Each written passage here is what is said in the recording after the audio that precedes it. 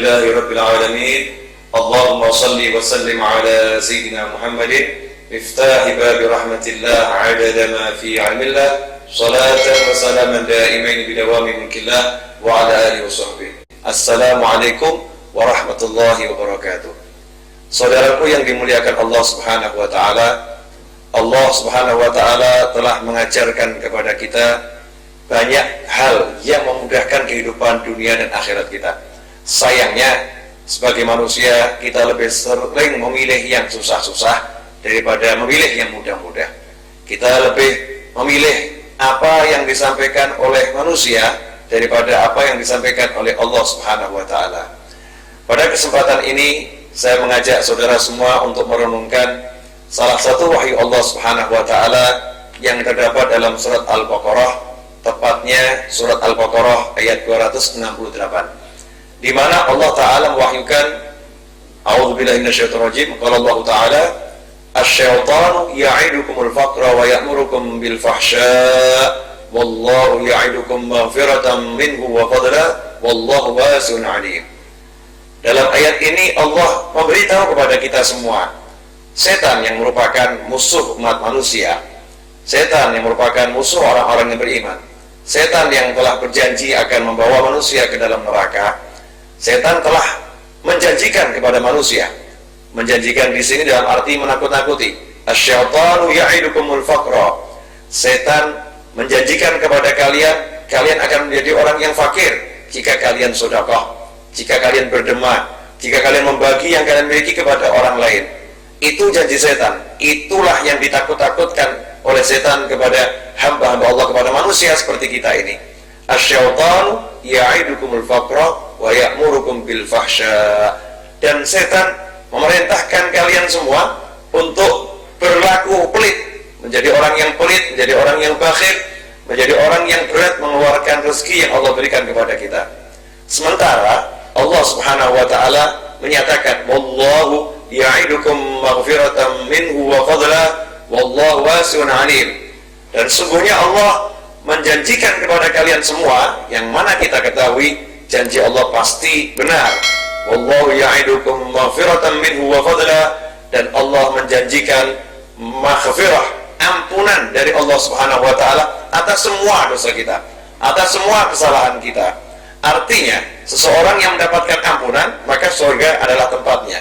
Seorang yang mendapatkan ampunan, kehidupan dunianya akan dipermudah oleh Allah subhanahu wa ta'ala. Allah akan berikan rezeki dari arah yang tidak terduga, min haitsu la yahtasib, karena orang itu diampuni oleh Allah subhanahu wa ta'ala. Maghfiratan minhu wa fadla, ampunan dari Allah dan karunia dari sisi kemurahan Allah subhanahu wa ta'ala. Karunia Allah itu dibagi menjadi dua. Karunia yang Allah berikan lewat usaha seseorang. Artinya, seseorang yang bekerja jual roti atau jual kursi, maka dia akan mendapatkan laba sesuai dengan usahanya itu. Ini dari sisi keadilan Allah subhanahu wa ta'ala. Adil. Adil artinya usahanya A, hasilnya B, maka dengan usaha A dia diberi hasil B. Kemudian ada rezeki Allah, karunia Allah yang sifatnya dari sisi fadlnya Allah, kemurahan Allah. Usahanya A, tapi hasilnya Z. Usahanya seharusnya cuma menghasilkan uang 100.000, tapi Allah kasih dia uang 1 miliar. Bagaimana itu bisa terjadi? Karena Allah memberi dari sisi kemurahannya, memberi rezeki dari Allah yang memberi, Allah yang memberikan kepadanya. Sebagai contoh, seorang karyawan yang bekerja pada sebuah perusahaan, dalam suatu bulan dia mendapatkan gaji 4 juta rupiah. Kemudian di awal bulan, tanggal muda, si bos pimpinannya memanggil dia ke kantor untuk menerima gaji itu secara tunai, uang cash. Nah, saat duduk bersama si bos menyerahkan amplop berisi uang 4 juta. Di saat yang sama tiba-tiba datang satu orang, kemudian orang itu berkata kepada si bos tadi, "Selamat pagi Pak, gimana Bapak kabarnya?" "Baik, semoga Bapak panjang umur, semoga Bapak semakin sukses. Saya senang lihat Bapak ini kok semakin maju perusahaannya." Rupanya si bos ini senang dengan orang tersebut. Kemudian tiba-tiba dia mengatakan, "Sini kamu, nih ada hadiah dari saya." Orang itu diberi 10 juta. Maka si karyawan selepas orang itu keluar nanya sama bos, "Bos, kenapa dia diberi uang 10 juta padahal dia gak kerja kepada perusahaan ini?" Dia cuma mengatakan semoga Bapak panjang umur, semakin maju perusahaannya. Kata bos, kenapa kamu protes? Kamu kerja 1 bulan, gaji kamu 4 juta sudah saya bayar. Saya suka dengan dia, saya mau berderma sama dia, saya senang memberi dia 10 juta. Apa masalahnya? Uang-uang saya, harta-harta saya tidak mengurangi gajimu sama sekali. Ini namanya sisi kemurahan. Sisi kemurahan seorang bos.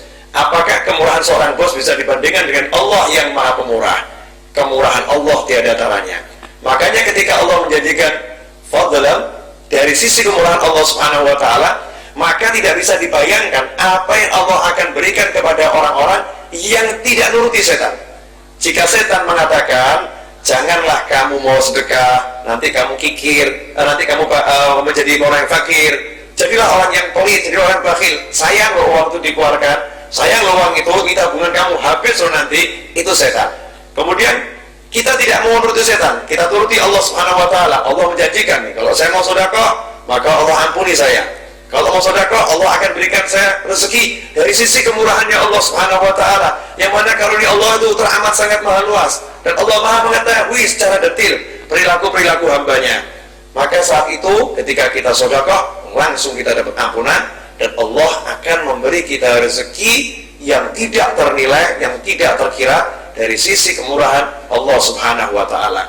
Inilah yang saya katakan, cara mudah untuk mendapatkan rezeki tanpa susah payah. Sedikit usaha yang sudah kita lakukan dibarengi dengan sedekah, maka usaha kita itu akan mendatangkan rezeki yang berlipat dan berlipat dan berlipat. Tapi ingat, semua itu membutuhkan satu hal, yaitu keyakinan pada Allah Subhanahu wa taala. Sayangnya kita tidak begitu yakin kepada Allah. Kita justru yakin kepada setan yang mengatakan, nanti kamu sedekah, hartamu akan berkurang, nanti kamu akan menjadi miskin. Ini terbukti saat kita akan sedekah, misal hari Jumat, kotak amal berputar, begitu kita buka dompet, takut nih kita mengeluarkan yang besar, yang dikeluarkan yang kecil. Padahal nanti kalau kita makan es, itu yang dikeluarkan yang besar. Makan es krim, kita makan suatu, mengeluarkan 10.000, 20.000, 50.000, nyaman-nyaman saja. Padahal itu jadi kotoran yang kemudian dibuang. Kenikmatannya cuma sesaat. Sementara 50.000, 100.000 yang kita serahkan di masjid atau di tempat-tempat yang lain, seketika itu menjadi ampunan untuk kita semua, artinya menjadi surga bagi kita semua. Di samping itu Allah melipat gandakannya dari sisi kemurahan Allah Subhanahu wa taala. Nah, sedikit ini menjadi renungan buat kita semua, semoga bermanfaat bagi kehidupan dunia dan akhirat kita semua.